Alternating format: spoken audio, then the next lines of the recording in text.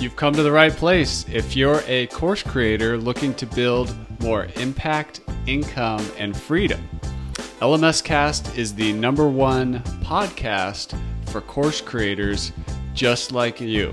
I'm your guide, Chris Badgett. I'm the co-founder of the most powerful tool for building, selling, and protecting engaging online courses called LifterLMS. Enjoy the show. Hello and welcome back to another episode of LMScast. Today we've got a special guest, Dustin Howes. He's an expert in developing affiliate programs. Welcome to the show, Dustin. Hey, thanks for having me. Do you call everybody a special guest, or am I actually special? I actually do call everybody a special guest, so thank you for calling me out on that. We only have special guests, so I guess that's in defense of what's going on here, because everybody that comes on this show has something of value to add to the people building courses or training-based membership programs. And the affiliate question comes up a lot. Ooh. We have a thriving Facebook community. We have masterminds with our top-level customers. And people are always asking about affiliate programs. I've done some affiliate marketing myself. We have an affiliate program for our software that we run through ShareSale. Mm-hmm. And we've seen some of our users create affiliate programs with varying levels of success. But you mentioned a phrase in your what you do called affiliate manager. How is an affiliate manager different from an affiliate marketer, different from a website owner? Like, what does the manager do? Oof. Oh, yeah. So I like to describe a management position for affiliate program as a full-time job. The affiliate manager is basically running those relationships with all the affiliate partners. So that can get really tedious if you have 1,000+ people in your program. And especially if those affiliates are driving sales, driving clicks, you're always trying to get them to promote more. So it is absolutely a full-time job. So you can be a website owner and be an affiliate manager, but you're not going to have a lot of time for it. I like to say, affiliate manager should probably be your maybe 5th hire on the marketing team, because you're going to have lots of digital stuff that you're going to have to do. You're going to have your email campaigns. You don't want to touch affiliate marketing until your company is actually ready for it, and when you can actually drive a lot more traffic to your site from using an army of salesmen from affiliates. That's a really good point that I want to kind of park on for a second. I see a lot of people trying to launch their first course, and before they even have it out of the gate, they want an army of affiliates. But my advice is always like, that's too early. Affiliates is a scaling opportunity. It's not a launching thing. I mean, first of all, you don't want to get affiliates in there when your offer is unproven, right? I mean, that's not good.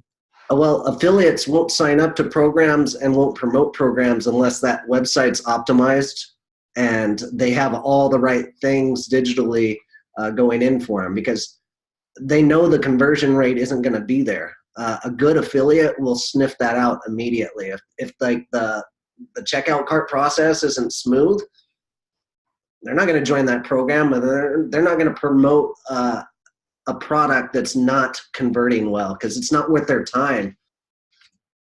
Yeah, that's a really good point. And you have a background at WPengine. You helped with their affiliate program, and our Correct. company is an affiliate for WPengine. We've made some sales there, but we also use it ourselves. We love the product. Beautiful. And we weren't really going after it to make money. It's just while we're here and we keep mentioning WPengine for hosting your WordPress LMS website.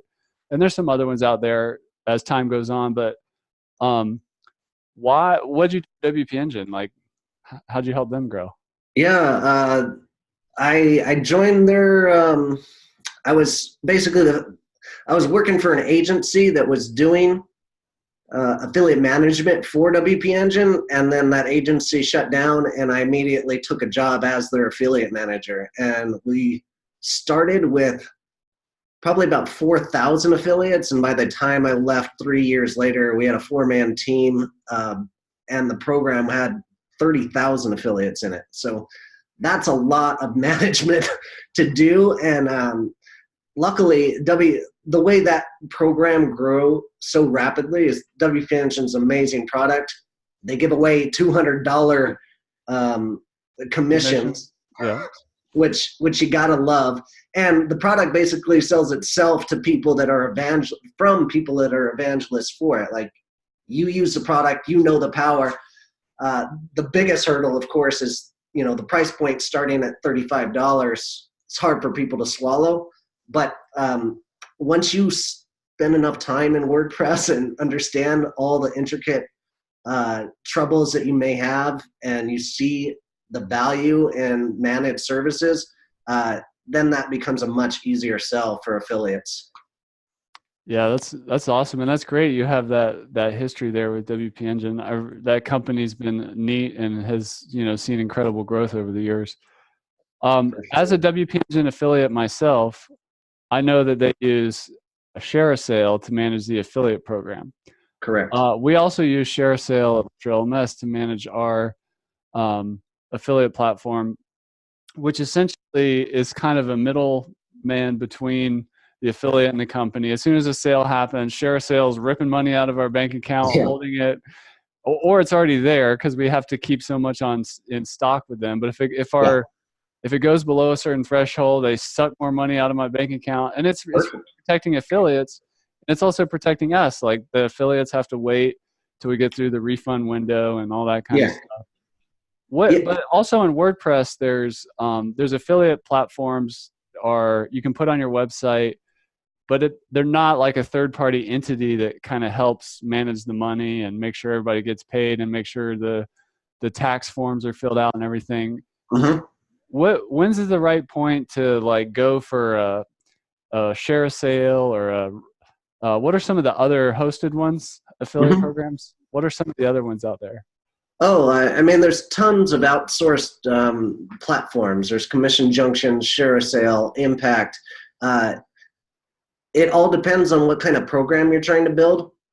So with a small program, like your website today can start what I like to call a referral program. So you can start that immediately to where you have partners, you have evangelists of your product, and they can go and promote that very easily. You can build that program pretty quickly. I actually specialize in doing this and can turn those kinds of programs around in 2 weeks from scratch.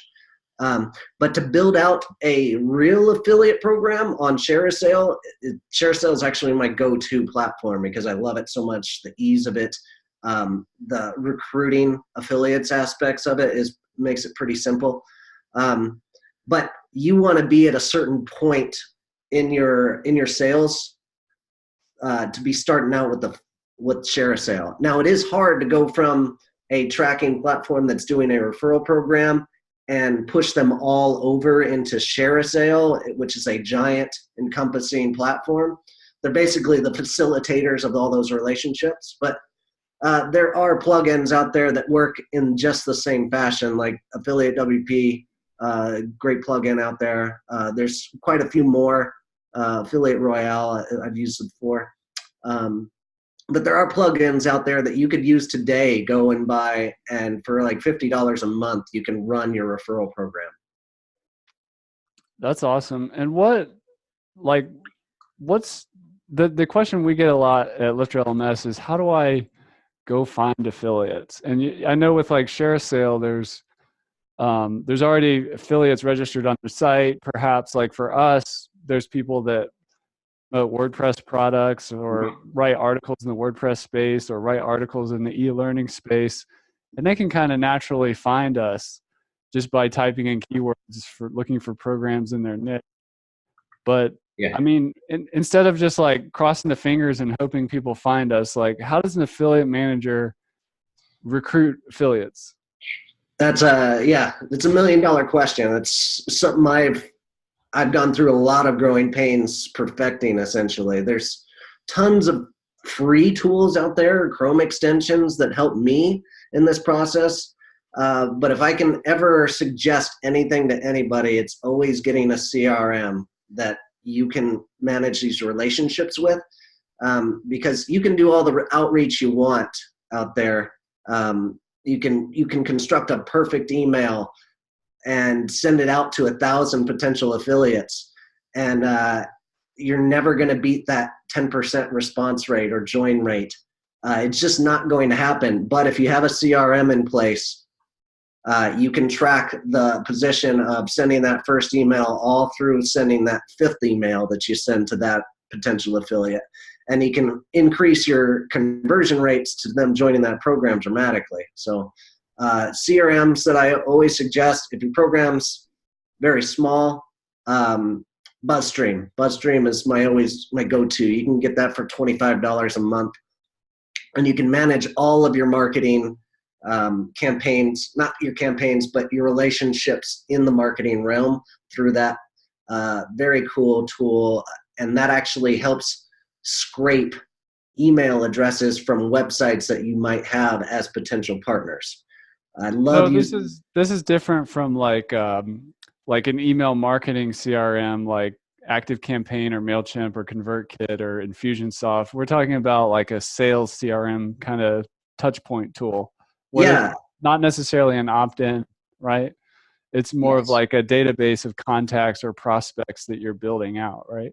Right. You're just looking for like contact forms and email addresses that might be visual on the website, and that's how you would contact them. But instead of you going out individually finding a website and hunting down that information, a tool like BuzzStream can hunt that down for you and put it in a much easier format so that you can reach out on an easier basis. So it's doing some of that legwork for you. How do you make it easy for an affiliate to say yes? Or to take a leap to try to even join your program and check out your product and maybe send an email or do a social media post or whatever? You got to make a compelling offer. What I like to do is work a little bit backwards. So I create a wish list of affiliates that would be amazing for this program to build my program up or my company to bring in sales. Who would be my top 10 guys if I could just wave a wand, right? And then I look at those sites and then I put them into a Chrome extension called SimilarWeb. I don't know how familiar you are with that, but they will that will take that awesome website and it'll pound out 20 more that are just like it. And then you can go out and say that one wish list guy is pure gold, but he's, there's 1 million traffic a month coming through their site and they're just too busy for you to join your affiliate program. You've got 20 other opportunities that are just like him on a smaller scale that you can reach out to. But I make that giant wish list first. And these are the guys that I really want to get a hold of. And so in sales, we're prospecting. We're not creating content and trying to attract people. We're doing the work. We're heading out to the internet and we're looking around building our wish list. Yes. Yeah. Essentially, as partners in the partner perspective, right? It's a lot different than, hey, this would be a good client, but this would be a great partner. And some services have a double-edged sword in that asset. Like WPengine was easy to sell in some cases because I tried to get them joined as an affiliate, but they have a WordPress site that's not optimized and they end up becoming a client instead. So yeah. So you had a downsell or a cross sell. Yeah. Yeah, that's cool. Well, what in my experience with affiliates, I feel like you have to, this is just me speaking from my experience, that you have to make it really, really, really easy for them to promote. And this is like high quality images, your logos, your brand guide, potentially some swipe copy that they can use. Yes. Even I'm thinking of WPengine, they even made us a like landing page for our company to make it really easy to promote them. So like, how can we make it easy for, what are the table stakes for giving our affiliates what they need as a starting point? Yeah. Besides just the link. A resource center is fantastic. Make a resource center for your partners specifically and that should be your first email when they join the program. Hey, we have this resource center. Get all your stuff here. Here's all the banners you can use. Here's the links. You can make a deep link using this program tool. This is how you do it. Make it like a 3-minute video of explaining your platform and how they get their first link, how they go and get a banner and they put it on their website. Make this super dumb and easy, because not everybody is going to be a veteran affiliate that is going to promote your program, but they may have a lot of long tail value, which means, you know, they might just bring in one sale a month or maybe even one sale a year. But if you get 1,000 of those guys that are doing that, that's your army that I was talking about. That's your army of salesmen that's in the bushes, hunting down sales for you, working on your behalf without you doing much. So that resource center is really key, to give them all those tools that you're talking about.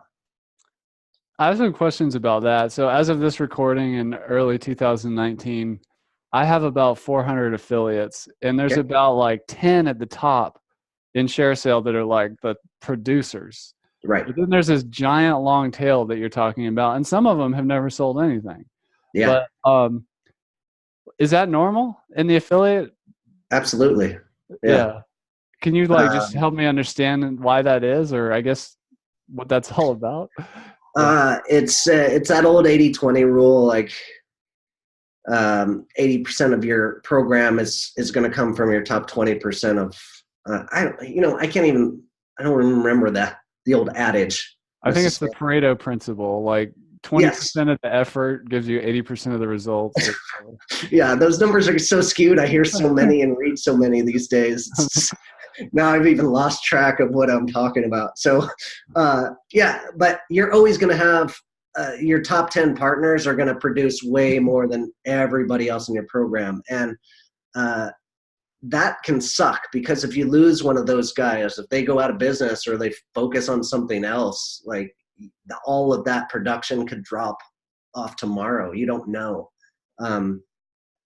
So it's always good to diversify. And that's why an affiliate manager's job is never done, because you can't just rely on those guys that are producing. You have to actively go out and recruit more, because the more you recruit today, say you send out 100 emails this week and you bring in 5 new affiliates this week, those 5 affiliates are going to take a month before they produce a sale, or at least 2 weeks before they produce some kind of content. So you have to look down the road a long ways, because those guys might produce a piece of content in a month that ranks on Google for SERP in a year. And those guys are exactly who you want in your program. But unless you go and recruit them today, you're never going to have them rank on Google in a year. That's awesome. What else can we do or even think about besides having a resource center and a welcome video and some good just materials for them to get started? What can we do to maintain the relationship? Like, is it just about sending communication whenever there's a new product launch or some new benefit, or is there more to it than that? Sure. I always preach 2 newsletters a month. So you'll want to do one newsletter describing all the coupons that are going to be coming out or promotions that you're doing in the coming month. And you want to give those affiliates the heads up before anybody else, really, because they can produce content and get ready for that. And the second newsletter is always going to be about education. So educating on either building their business as an affiliate, or something about your business that is new and they should know about, or here's some content that you can use in your articles to building new content, stuff like that. I've used the ShareSale has a built-in newsletter feature. But talking to you, I imagine I might be doing it wrong. I really need a separate like BuzzStream type CRM.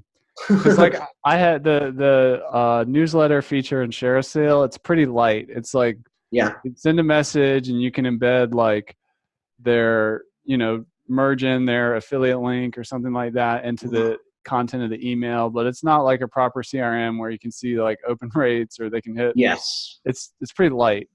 Yeah, that's something that's kind of new in our industry is the usage of your internal emailing system to your affiliates, because traditionally it goes through Share a Sale, that you would send those newsletter through the Share a Sale system, but nowadays it's getting better practice to actually do it through your own. But you have to capture those email addresses somehow and bring them into that group essentially for email purposes. And that may be hard to do unless you have an API between the two. So Share a Sale innately, it will not capture email addresses. You have to ask Share a Sale to turn that feature on so that you can see everybody's email address that comes into the program, because they won't give you that email address. They'll let you email them through the platform, but they won't give you the email address as a visual unless you ask them to. I'll put that on my to-do list for later today. Yeah. There's different kinds of affiliates out there. There's like traditional like blogger media content affiliates. And then there's this whole concept of like influencer marketing. Mm-hmm. You know, like I'm thinking like a YouTube star or an Instagram celebrity in your industry. How do we approach influencers who may or may not be like, there's people that are like, I am an affiliate marketer, that's what I do. And then there's other people that they're like, they kind of do dabble in affiliate, but it's not their main thing. Like, how do you work with somebody like that who may be not a professional affiliate marketer, but has a lot of influence? Yeah, some of it is training them, like talking them into it, like having that conversation with these micro influencers. If you get let's just take, for example, a YouTuber, right? If they get over a certain number of subscribers, they're hard to get a hold of because there's a lot of people reaching out to them. Let's just say it's 20,000 subscribers, right? If you get them under that point, you can present to them the concept of, hey, I could buy a sponsorship from you, but I think you'd make a lot more money if you actually put an affiliate link and join my program, and here's why. And present those numbers to them in some kind of capacity that they're going to understand. They might do it. You can always do hybrid deals too, like, hey, I'm going to send you $1,000 up front, but I'm going to let you keep this much in commissions that possibly if that works for you, let's try to work something out where both parties make sense. But I can't buy a $10,000 sponsorship from you today. I'm sorry. Because you're going to have that conversation. All these, the YouTubers that have a certain amount of subscribers, they recognize their value, or they overvalue it a lot of times. So talking them down out of those conversations is a little bit of a tough uphill battle for you. Yeah. But again, I mean, it's that wish list scenario. Like, YouTubers are really hot right now, and if you find the right guys that are going step by step through process, and they include your product in that step by step process, that can be monstrous. The conversion rates on those YouTube videos are huge. So talking them into adding you into that will take some time, because you're going to have to watch their videos of the past and like give them ideas like, hey, you can add me in right here and here and here. So tossing those ideas to them, saying, hey, this is how you're going to make more money. This is what I'm bringing to the table. Our product would fit great with you. And so wrapping it all up, my point is, you have to bring value to the table that they can actually see and visualize immediately, so that you can capture their attention and make it easy for them, right? Like, I'll help you figure out.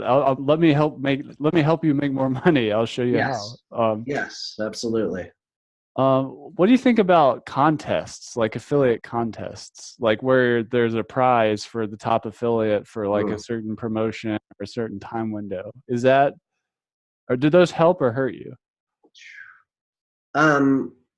Two schools of thought. One is, yes, competition breeds more sales and everybody wants to compete against each other, I think it's a really good fit for some niches, and especially in the digital SaaS product space.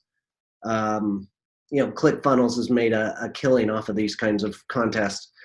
But when it comes to like an e-commerce product, I wouldn't really suggest it necessarily. And the biggest reason is I don't want to give away who my biggest affiliates are. You don't want your competition sniffing out every affiliate that's producing for your program. So those are best kept secrets, as I like to call them. So I've never actually run a contest of that kind of capability just for that reason. You mentioned ClickFunnels, and it's just an observation as somebody who surveys the landscape of online business, internet marketing, membership sites, sales and marketing. I run into ClickFunnels affiliates everywhere I turn on YouTube, or like people are cold emailing me or other social media. Why, in your opinion, do you think ClickFunnels affiliate program has been so successful for that company? I mean, there is an army of affiliates out there. Yeah, well, they've done something really great. They can turn every person that owns their product into an affiliate pretty quickly, and they explain the benefit proposal very well in the early goings of, you sign up for ClickFunnels as a customer, you build your stuff out, but they're not delicate about it whatsoever. I mean, it's pretty aggressive, and they're telling you how much more money you can be making by promoting us as a platform. So I think their biggest strength there is just that they keep on pounding it in various different ways, and they've got so many email campaigns and nurture campaigns throughout the years that they've been building that that army is just massive at this point. So. There's very few products that actually optimize that in that kind of fashion, where you become a client and you become an affiliate soon thereafter. And I think that's a really good practice, but just not as aggressive as they really present it to their affiliates and their and the people that are clients of theirs. Well, I was wondering if you could speak to that. But I'm curious, as a software guy myself, I have course software for people, and also my customers have their customers. That is the customer somebody you can look to as potentially becoming an affiliate? And obviously, if most of them have never even heard of affiliate marketing, and I don't know, you don't want to put a bad taste in their mouth, like you're trying to double dip or something like that. Are customers a channel worth looking at in terms of recruiting affiliates, or should we kind of steer clear of it? It should be your first channel to be recruiting for. I mean, really, when you say it like that, word of mouth referrals happen outside of the internet. When people go to a business, they get the product and then they tell their friends how much they like it. Yeah. So I guess it just makes sense. When you said it that way, it just made sense. Yeah, I mean, 100%. I always go back and forth on whether you should be sending out a please give us a review or please join us our affiliate program. Which email should come first, either 2 weeks or a month down the line, right?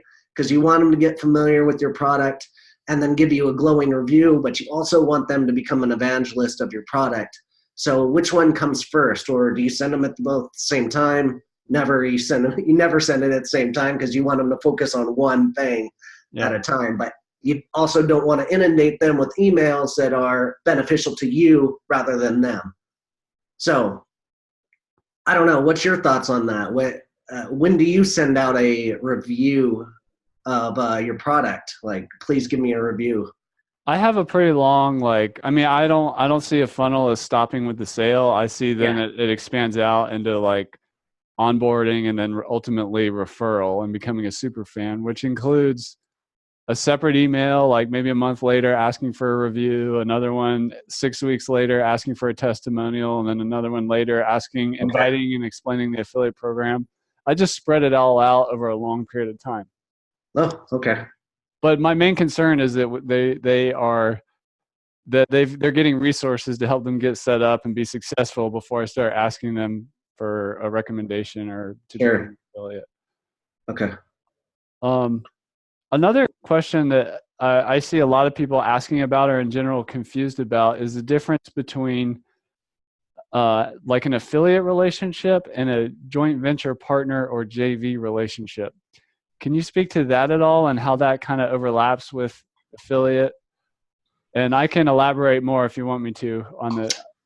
Yeah, JV is not a spot I've dove into very hardly. So we call it two-tier in the affiliate realm, where you can recruit other affiliates and then you get a certain commission of that. Industry standards usually about 25%, which is also huge at WPengine. They have a two-tier system where you recruit affiliate A generates that sale. Affiliate A gets $200 and you get $50 for every single sale that moves forward. So you just have to recruit somebody, a big dog, into that program, and you could be sitting pretty for a long time. So getting those guys are very hard to come by. There's not a whole lot of websites out there that are dedicated to recruiting other affiliates for you. And it takes a special person that would take a deal where they're only getting paid on performance in that kind of capacity. Like I'm really good at recruiting affiliates, but I wouldn't even do that. It wouldn't be worth my time to go recruit for somebody else's program unless I'm getting an actual upfront fee for an agency. And then on top, I usually bake that in to my recruitment process. If I am recruiting on somebody's behalf, I bake in a percentage like that for in perpetuity. Like I'm going to be the two-tier affiliate forever for everybody that I bring in, but I still need, X amount of dollars up front to be doing this for you. So yeah, as it comes for JV brokers, I just don't know enough about what they do and how much skin they actually need in the game to get really active. That makes sense. And can you tell us a little more about what you do at coalition.marketing? Yeah, absolutely. So I run a little bit different than all other affiliate marketing agencies out there. A lot of them like to manage the programs for a certain retainer per month, and I want nothing to do with that. Like, I don't like managing programs. I think it's a lot of work, and my expertise can be used in a lot of other different fashions. So I do consulting. I do program launches where I can get programs launched on a platform like ShareASale or any WordPress plugin. I can get that done in like 2 weeks. So I do that. I do program audits. If you have an existing affiliate program, I audit it and tell you what you're doing wrong, what you're doing right, and give you a whole game plan of what to do next. And I also do a mild bit of recruitment where I can give you a list of 20 affiliates that I think would be really good for your program. And here's an email sequence template that you can utilize to go and recruit those guys so that you know how to talk to affiliates better. Wow, that's incredible. So that's at coalition.marketing. Correct. So I have some more questions for you. In general, people ask course creators, membership site owners, and really any online business owner wants to know what percentage should I expect of my revenue to be sourced from affiliates? Is it like, do you have any kind of averages or what you see? Like, is it like 10% or 20% comes from affiliates in a business in general, or maybe a company like Clickfunnels is much higher, but like on average, you should expect 10 to 20. What do you think? Yeah. An industry standard is 20%. Okay. But you have to understand what that means first. One of my hardest jobs with every client or potential client that I take on is managing expectations of the affiliate program. So what I mean by that, it's not going to work tomorrow. Tomorrow you can put PPC campaigns in place that's going to drive you traffic, and it's going to start converting. You can do that with Facebook ads. Everybody loves those Facebook ads, right? Yeah. And they just expect this kind of turnaround from those kinds of campaigns. And that's not what affiliate marketing is about. You have to build your program, start very slowly recruiting into that program and convincing others that this is a good idea. Then after you convince them to join, then they have to produce content. Then after they produce that content, they have to start ranking on Google for their content to be exposed. That whole process, you're looking at 6 months until you're actually ROI positive on the affiliate program. You're going to invest some time and some effort to get those partners in place. But if you can be patient about it, in a year, and especially in 2 years, you're going to be looking at 20% of your revenue coming through the affiliate channel. And I've run programs where I've had 60% of like touch points coming through the affiliate channel. Affiliate doesn't necessarily bucket into who gets credit for that sale necessarily, but they would have touch points and they would get those affiliates paid for bringing in that certain traffic. Affiliates typically are rewarded on the last cookie, not the first cookie. Is that right? The last click of the affiliates out of the affiliates that are joined into the program. So gets the credit. The last one that happened before the sale. Correct. That is the industry standard. There are platforms that can change that for you. There are quite a different, I don't know if you want me to go into that, but there's split attribution where you can split it between as many as 3 affiliates. You can do coupon attribution where you only give the coupon site 10% of the commission, and the previous click gets 90% of it. Interesting. There's a lot of you can go first click if you want to. I mean, it's just depending on how you want to build your program, but the industry standard default is always last click attribution. Well, you brought it up, so we're going to dive into it. One of the issues that I struggle with is coupon sites. Yeah. So, if somebody is shopping online and they fall in love with your product on your website, the next thing they do is they open up a new tab in their browser. They type in the name of your product and then the word coupon code. Mm-hmm. Then they end up on an affiliate's website who has a coupon that perhaps is like way beyond any real coupon. Maybe it's like 50%, 80%. And even though like in your terms and conditions of the affiliate program, they're only allowed to use authorized coupons. There's a lot of coupon fraud out there with, and I know some people just don't do it. They're like, we don't do coupons. But the reality is, it's human nature when you're doing online shopping to go see if you can get a better deal and find a coupon, regardless of where you're getting it from, if it's a legit affiliate or not or whatever. Can you speak to some best practices around coupon and the affiliate world? Yeah, I'd love to. This is one of those topics I'm most passionate about in this world. Coupon sites are they're almost what's the word I'm looking for? A necessary evil in some cases, right? So they will make your affiliate program look really good, because when they get clicks, they convert at like 20% a lot of the times. And normal affiliates are going to convert at like 5%. But these affiliates convert at 20%, and they grow the number, what we call EPC, earnings per click, in the affiliate program. And when affiliates see a really high EPC, they like to join that program. So when you have coupon affiliates in your program, it makes the program look really good and appealing to other affiliates. But then you're dancing with the devil, because you've got all these coupon sites standing in front of registers just handing out coupons before people check out, that we're going to check out anyway, right?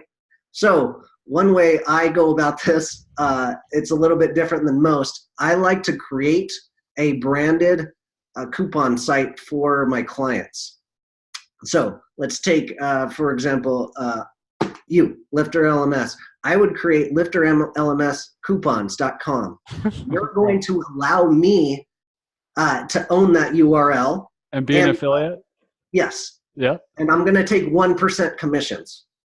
Okay. The rest of your guys all are like 10%. I don't know exactly what your program standard is. I'm just going to take 1%, and you're going to update me every time you've got a new coupon, and I only keep that coupon list updated to what your coupons are. Now, I'm only taking 1%, and I need that 1% because I need to update that website, and I need to keep it alive. But I'm not charging you 10% for doing that, and that's how I like to do it. Yeah. And that keeps me at the top of Google rankings for that term, right? And that keeps because you're going to give me a link back, and I'm going to rank at the top there. It's a good relationship. And I also preach that people should be taking up that first fold of the Google SERP with those terms, with those branded terms. And you can make your own site and do this yourself. This is just how I do it because I have a template that creates a quick WordPress install to go and do this. But you can make your own and do the same kind of thing. That's really cool. And I actually did something similar.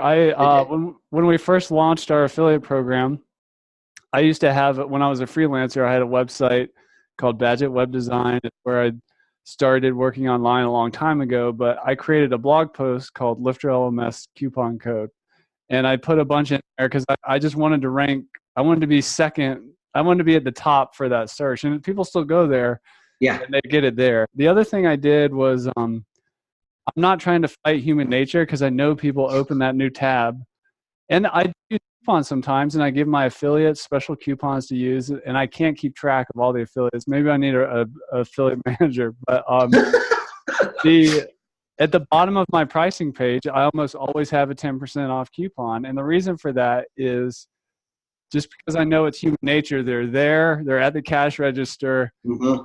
I'll just give them this, and that way they're not going to go leave and come back. So that's another way to combat it, no doubt. Yeah. Speaking of which, you need an affiliate manager. That's what my course is. My online course teaches people how to be an affiliate manager. So that's one of the things I teach. That's a $697 product that I sell, and I can teach your team how to build a proper program, how to run it properly, how to recruit, etc., and keep fraud out of your program. But I have a question. I have a question about that. Okay. I'm a big fan if you offer a service that you have a course is either a downsell or a cross sell or a value add to the customer. How did you decide to create the course? Was it to just sharpen your own saw and curate your thinking, or you were looking for another revenue stream for people that couldn't afford your services? Where did the course come from?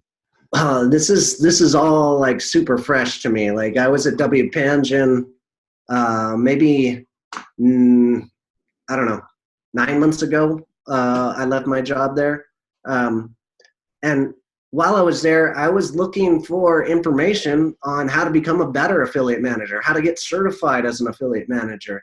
And the only materials that were out there were really old, outdated stuff that was all reading and super boring. And I was like, well, why don't I just put all my thoughts into a PDF and figure this out myself? And that's how I built basically 8-10 hours of online material of me talking and doing this. So I went about it completely naive and the wrong way that you usually teach people to do things. And but that's the only way I knew about it. That's how I started getting into it. And I sold a few and then quit my job. So I wish I would have done it a little bit differently. Probably going through Danny's course or something would have been much easier path for me. But I sell this course, and then I upgrade people usually to the one-on-one training or the consistent one-on-one training that I give for X amount of dollars per month after they take the course. So they get the baseline understanding of what affiliate programs are and how it is to management. And then I can do one-on-one training, do strategy calls, help them build their program the way it needs to be, because every program is absolutely different than the next. Like even your competitors, your program is going to be much different than theirs because you're going to have different selling points for what you're doing. Yeah, that's awesome. Well, one more question before we go, and this is another one I get asked all the time from course creators or new online business people. Okay. What should my commission be? At LifterLMS, we do 25% commission, and for like people who go above and beyond, we bump them up to 30, and that's what we figured that we can afford and like still cover our costs, But I see some people doing 50%. I see some people doing 10%. It really depends on if you're an information product or software, or if you're like a physical product, maybe you have less margins to work with. Like, how do you figure out your affiliate commission number? Because I think a lot of people just pull it out of their hat.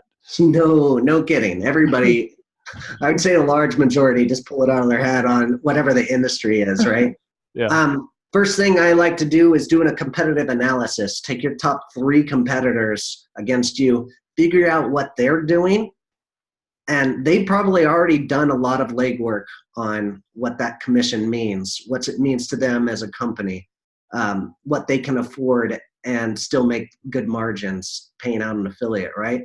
So they've already done the legwork for you, most likely. So look at those competitors, check out their offerings, see if you can beat that.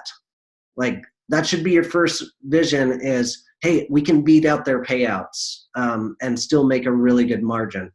That should be what you're looking at. And if you can't, figure out what are the selling points that are better than their product, than what their program is offering, and really highlight those special things that you guys do much better than them when those affiliates are signing up and deciding which program that they need to be promoting.